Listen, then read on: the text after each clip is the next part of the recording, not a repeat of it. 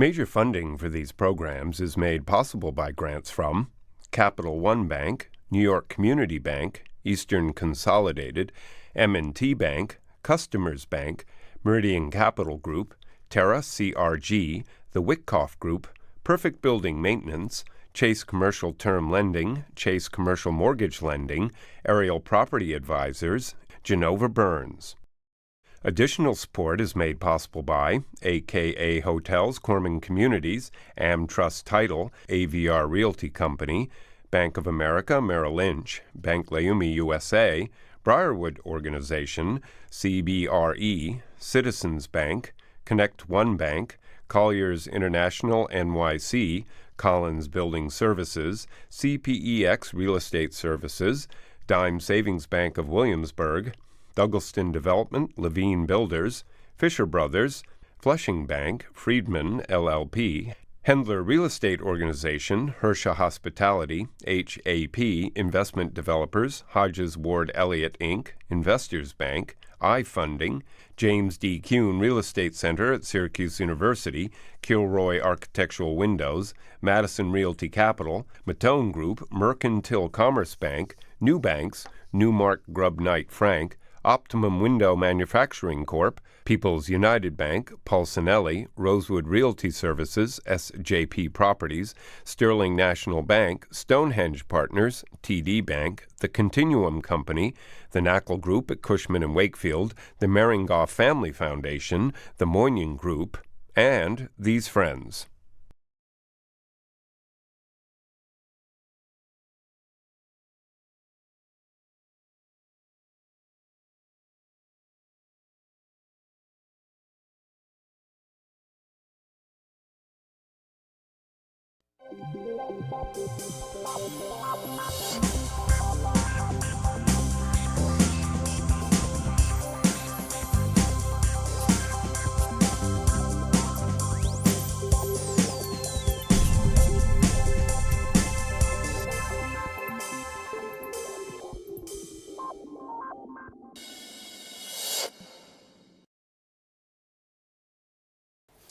Everybody likes to shop. People come from around the world to New York City. They want to be here. They want to shop. They want to spend money. We want the economy to be good. So what are the newest trends? What's happening? What's the changing face of retail? I've assembled a group of retail leaders to provide their insight on this topic. My guest includes James Famularo, who is the Senior Director at Eastern Consolidated, Daniel Levy, who's the Principal at Ashkenazy Acquisitions, Marvin Schein, who's the Principal of Salmar Properties and Liberty View Industrial Park. Plaza. And last but not least, the Senior Executive Vice President of the Howard Hughes Companies, Chris Curry. Thank you. So, you're very active in the Seaport, you're in Brooklyn, and you know what's happening in the five boroughs and so on. What's happening? How do you see retail today? Great opportunities, new changes? Where are the opportunities? So I think there's always opportunity. You have to find it. It's a lot harder than it was a few years ago. But in terms of specifics, I think you have to focus on the core. Focus on great locations, that it's not a question of whether you can find a tenant or not. It's a question of a couple of bucks up or a couple of bucks down, and buying right, buying quality. So where are in your mind, and you've been, I mean, you go more on the East Coast, but where in the New York region do you think are the best opportunities? I mean, you've gone to the West Side with the hotel acquisition, but the hotel has retail over there. You've gone on the East Side quite a bit, and you have the other hotel site, the Marriott on Lexington Avenue, where you're repositioning that. And then you're all around, throughout the boroughs, and also with the IHOP and the Arby's. Where do you see the best opportunity in retail and the changes? So over the course of the last year, I've seen a lot of the borough properties rented up to AAA national tenants. That's been something that we hadn't predicted, but great. And in terms of Manhattan, I think you just, again, have to stick to the core markets, your Upper East Sides, Upper West Sides. We're not the pioneers of the world. We're not guessing where the next places are or where the next great corridor is. We're following a pattern, and when we see that same set of circumstances repeated, we buy.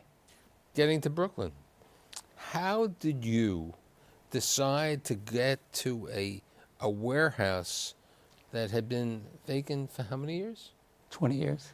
20 years, and get involved and build, as I would say, some, unconditional and unique retailers that you would have never thought of with regard to... Well, I think that, the big challenge to retail today is the Amazons of the world. Which happens to be one of your tenants over there, but more not as a retailer, as a distribution. As a distribution. And so retailers like Saks, who are at the building, and Bed Bath & Beyond and their subsidiaries, need to create an experience for the shopper to want to come there.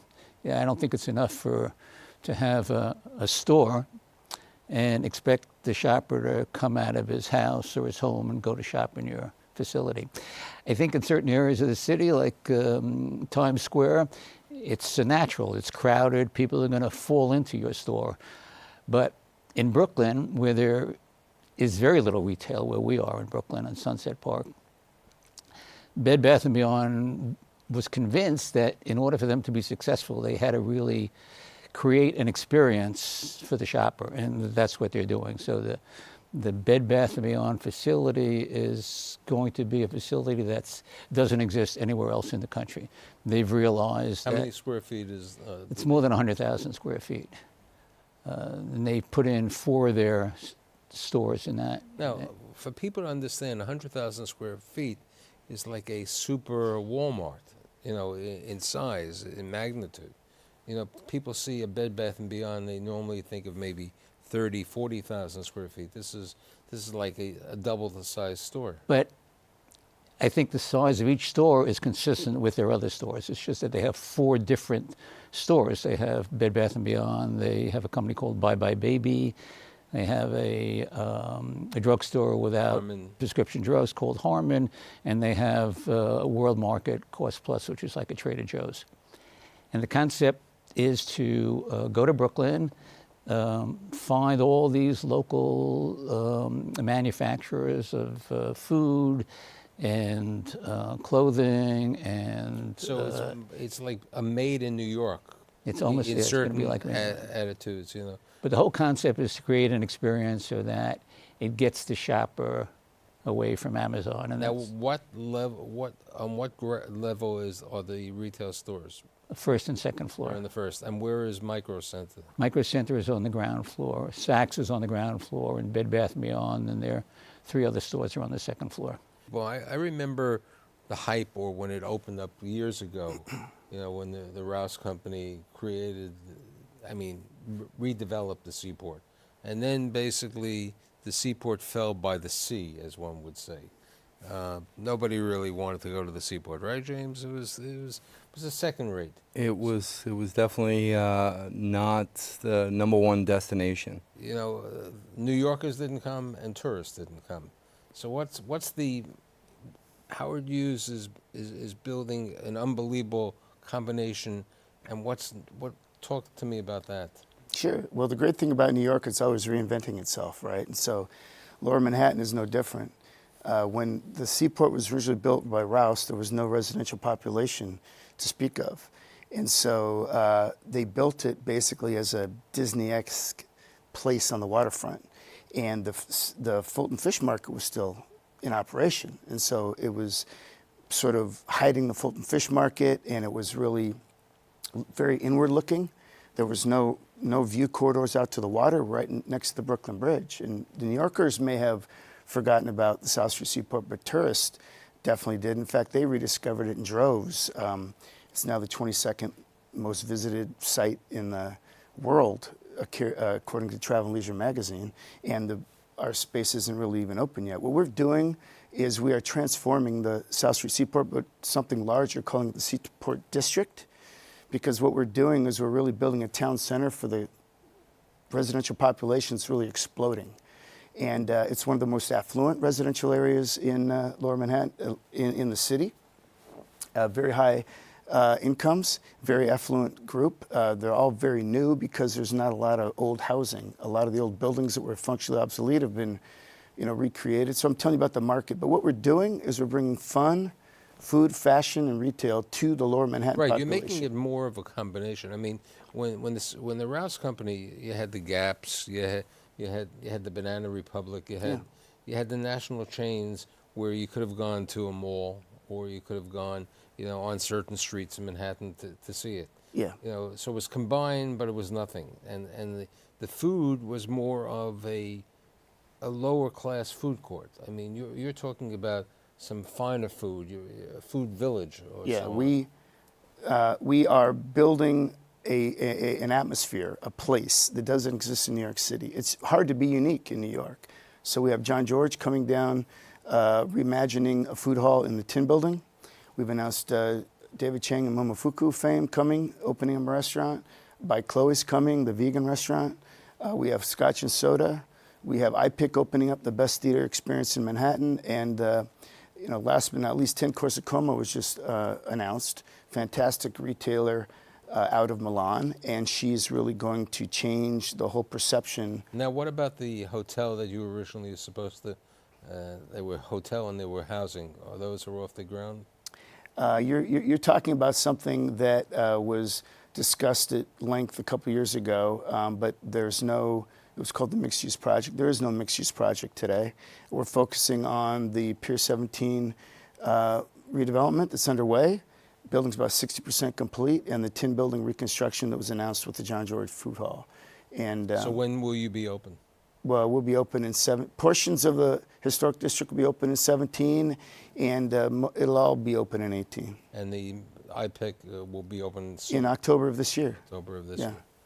Do you have downtown properties in the lower Manhattan area? Not the bulk of our portfolio. We do have some iconic properties like Union Station, Faneuil Hall, and some of the most visited tourist sites in the world, but not much downtown. No. James, where do you see the activity? Downtown, as Chris was saying, it's become a live-work neighborhood, okay? The Downtown Alliance recently came out with statistics. The number of population is like doubled in the last 10 years or 12 years. So the population's growing. Many of the towers are open at the World Trade Center, the new buildings, the new hotels. I mean, the museum, the memorial has become one of the leading destinations in the world today. And as people say, there are more people sometimes on the weekend than during the week visiting there. That's what's happening with the hotels. Where do you see the retail? I agree. There's a lot of activity downtown, but we also see a lot of activity in Midtown East, Midtown West, around the Hudson Yards project. We're working with tenants for Harlem, so there's a lot of development going on up there. What are we seeing? As Chris was saying, are we seeing some people who we didn't see who were coming to here to New York City who weren't here before? Do we have the new chains, new operations? I think millennials. Millennials are coming. We're seeing a lot of fitness concepts, a lot of creative concepts. Restaurants are considering second floor and lower level spaces more than I've ever seen in the past. You're in the restaurant business also. How do you see you're in the fast casual, as we would say. How do you see the restaurant business in New York and around the country? From a fast casual perspective, and I think, again, location is always going to be your most important aspect, but it's strong. It's strong. I think it's a default place for people who want consistency, who want to grab a quicker bite than at a sit-down restaurant, and caters well to New Yorkers, tourists, whomever's in the city. The Howard Hughes Company or a public company, you have opportunities. Do you see yourself maybe doing other developments in the New York area? Yeah, most definitely. Yeah, we been focused primarily in the Seaport District. We had some other activities, I would say, nearby the Seaport. We made an announcement. We actually assembled a large zoning lot, could build a tall building. We decided to sell it earlier this year and redeploy those proceeds into the Seaport. But yeah, we're looking all through Manhattan. Marvin, where would you go? I mean, You know, you were originally Long Island, okay, operating, living, you know, with a company over there. Do you see opportunities in Queens and other places? I think Brooklyn is where I see a huge opportunity and continues to be. Where we are, there's no retail at all. So the fact that we have 2 square blocks, one houses the building, the other is the parking lot, makes it a very attractive place, makes it a real, you know, destination place Now, is for the retail. parking free? Parking is free, and the parking is only for the customers of the retail tenants.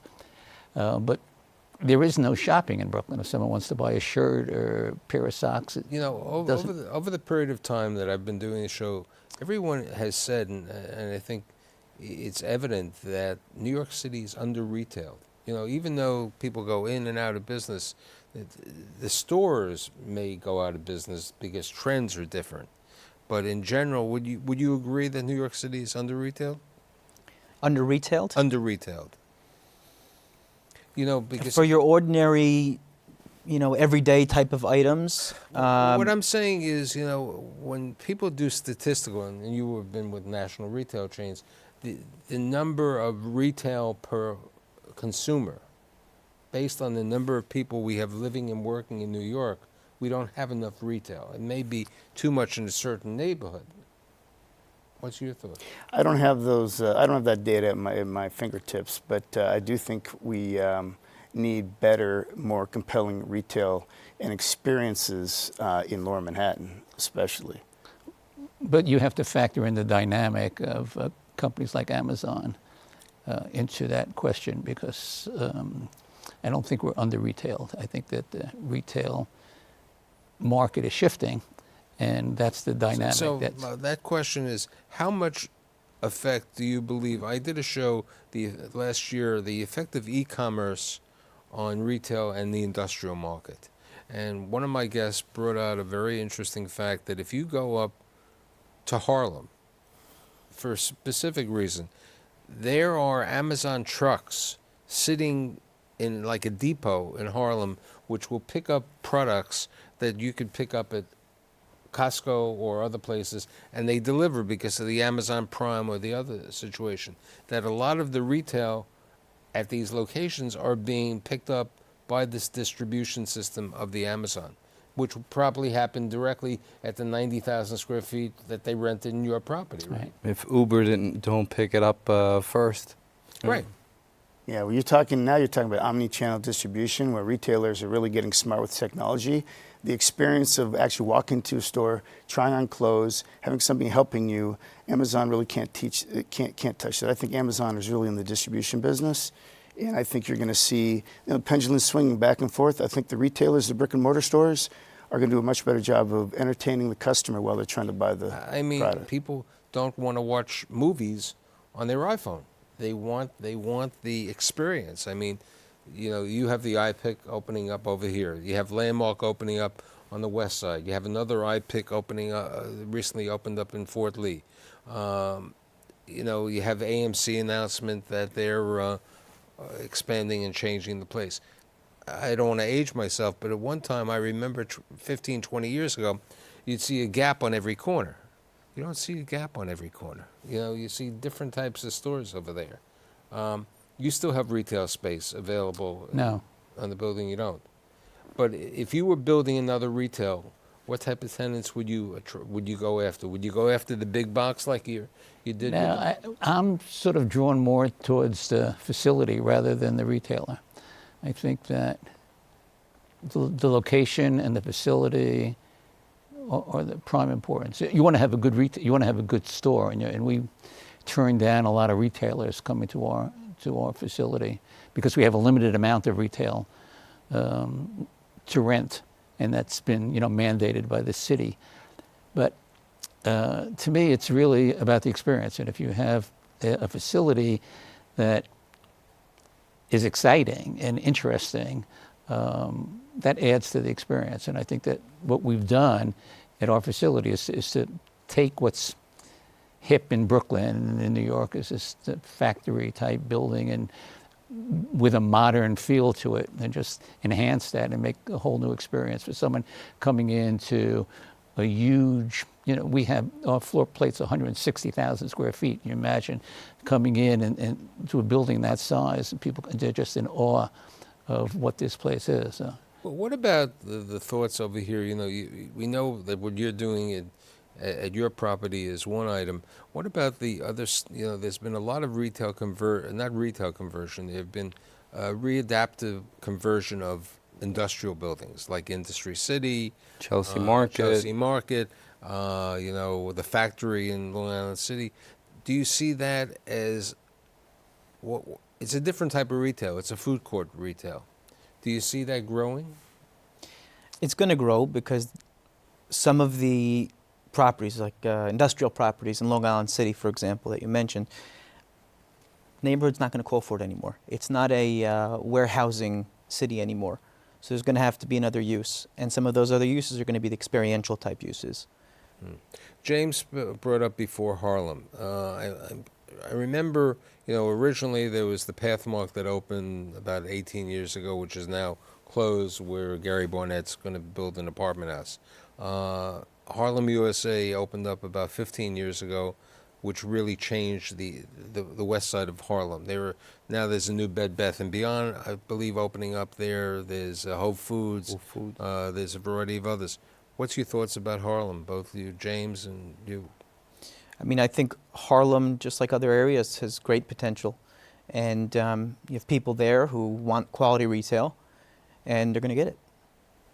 James, what do you see in the Harlem market? I think Harlem has been coming. There's a ton of development up there. As you mentioned, Whole Foods is coming up there. I think it's got a while to go, but it's definitely going to get there. What's the thoughts? There's this big conversation that the nation's retail, and you're a retail expert, that Macy's is closing 100 stores, and that malls have to be redeveloped. What's your thought about the mall world? Well, we actually built the largest retail shopping center that's been built since the Great Recession in Las Vegas. We opened it in October 14. It's 1,600,000 feet. It's actually anchored by Macy's and a Dillard. It's got all the Apple stores and the food, and it's doing very, very well. So master plan community. We're in a bunch of different businesses. We're in the master plan community business. We're a mixed-use developer. We actually do a lot of different things. We build a lot of residential buildings for sale and for rent. So we've seen all those things. But the malls, to answer your question, is the stronger malls are getting stronger, and the weaker malls are getting weaker. And you're going to see C malls, B- malls are going to go away ultimately. And it's happening over time, but it's been inevitable. It's been happening over the last 20 years. With regard to that, I remember a number of years ago, I went out to Cleveland, and they had the town centers. That was an item that was here and gone for, you remember they were all built? Well, it's all the same thing. It's, what do they call it? It's a power center, it's a town center, it's a shopping center, it's a mall, it's a... Right, but the town centers were not malls. They weren't enclosed, okay? They basically all looked alike. They all had the chocolate, the Cheesecake Factory, right. And they had Apple stores, and they had the others. I can't let this go without saying one more time. If I have one more article written in New York City about South Street Seaport being a mall, I'm going to vomit. We are not a mall. Wait, we didn't bring that up. I know, but you kept calling it mall. I'm just going to throw that out to everybody's No, mind. we didn't get that at all about the Seaport. I was getting to the subject of malls. Just in case anybody was thinking about it. Okay, in New York, there is only, in essence, in New York City, there's only truly one mall. That's Kings Plaza Mall, and I'm sorry. There's there's Queens Center Mall, there's Staten Island Mall, and Manhattan Mall.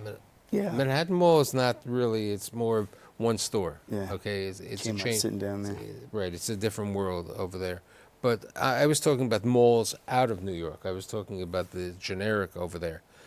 How have you done, with destinations like what they're doing at the Seaport?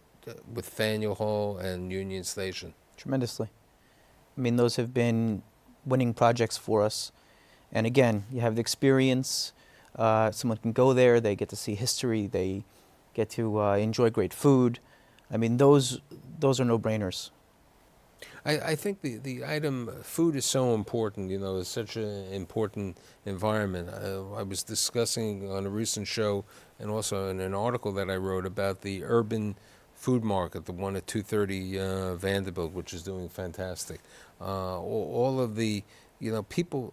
It's not the food courts. It's a different type of food. It's a gourmet, artisanal, quality food. It's more than that. Okay, It's the ambiance. It's to Marvin's point earlier. People want the whole experience. Sure. Shopping. Yeah. You get fresh produce in these places. Like your recent deal. right. And, if you take the Barnes and Nobles on Fifth Avenue, which has recently been changed, a conversion to food. Okay, and the food place is the Pensy, the old Borders bookstore on 31st Street next to the Garden, which has been converted to that. So there's an evolution. There's a constant evolution of changes over there, and there is no question that Seaport is not a mall. Okay, Authentic New York neighborhood is what it's it an is. authentic New York neighborhood with a view of the best bridge in the world. Exactly. Okay? There's no. And the best is yet to come. Look, I think retail is continuing to grow in New York, and I think I will agree with some of my past guests that in certain locations in the city we're under retailed, specifically under retailed. Certain parts of the city, it's the biggest question, and I have three landlords here and one broker, is the question that sometimes happens that a landlord wants to hold the property a little too long because they expect the rent to be at a certain level, and that's the difficulty. Has it changed? Is it becoming more of a tenant, or is it a negotiated point today? Listen, I think that's specific to every landlord and what they own and what their objectives are. We're not an entry-exit type landlord. We're long-term holders. So, how many times do I get to sign a lease for a property? Twice in my life. You got to be very careful as to what you sign, and we're one of those landlords that will hold out for the rent because we can. Right, and you know what? You built the property the same. Look at the amount of money you're putting in to the Seaport and the amount of money you put in over there in Brooklyn. You want the right tenant. You don't make a decision overnight, and that's what a good retailer. And I'd like to say, I think retail is going to do well, and I know that I look forward to the opening of yours and the full opening of your property. Will go down. Your properties we always see, and you'll find good brokers. I'd like to thank Jim, Daniel, Marvin, and Chris, and I'll see you next week. Thank you.